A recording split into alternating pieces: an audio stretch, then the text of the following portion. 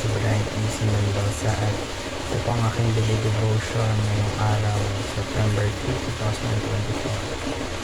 2024. Ngayong araw po ay ating itutuloy ang ating talakayan patungkol po sa ating series, which is the 7 pillars of complete trust in God.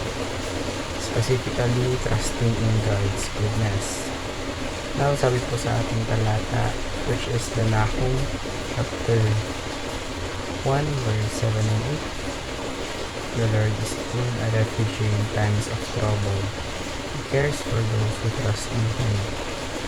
But with an overwhelming flood, He will make an end of never. He will pursue His foes into the realm of darkness. Sa Tagalog po, ang Panginoon ay mabuti, matibay siyang kandungan sa oras ng kagipitan at inaalagaan niya ang manunangit sa Kanya. Para siyang lumaragasang baha na lubusang pupuksain ang kanyang mga kaaway. Tutugisin niya sila hanggang sa mamatay. Kaya naman po para sa ating mga katuruan, una po, God's very nature is good. Ang katangian po ng Diyos ay mabuti, hindi po intensyon ng Diyos na gumawa ng masama kahit kanino man. Ang Diyos natin ay hindi psychopath. Hindi po katulad ng Diyos yung mga taong masasamang tao na gumagawa ng kasamaan. Tapos nasakpan yung mga tao na para lamang sa kanilang kasiyahan. Hindi po ganun ang Diyos. There's no evil in Him.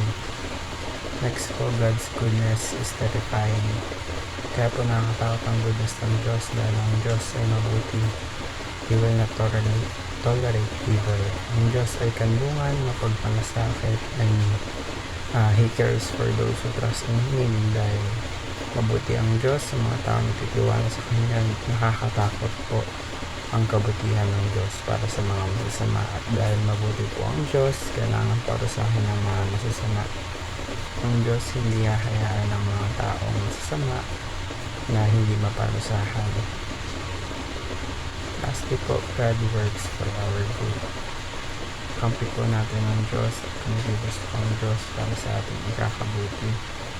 Pero tandaan niyo po, pag tayo po ang nang-aapi, tayo po ang mapapahamak dahil mabuti po ang Diyos sa mga inaapi. Kaya naman po para sa ating application, una po, trust in God for He is good. Pagtiwalaan natin ang Diyos dahil pag ikaw po ay nasa Panginoon, ligtas ka, safe ka. Remember po ang Diyos po mabait sa mga taong nasa sa Kanya. Next po, trust in God in the midst of suffering. Kapag po tayo ay mga pagsubok na kinakaharap, magtiwala po tayo sa Panginoon. Hayaan mo ang Diyos ang magtanggol sa iyo. Tandaan mo kapag ikaw ay nasa Diyos, ang Diyos ang lalaban para sa iyo. And lastly po is trust in God for His justice prevails. Magtiwala po tayo sa Diyos sapagkat ang justisya niya ay laging nagwawala.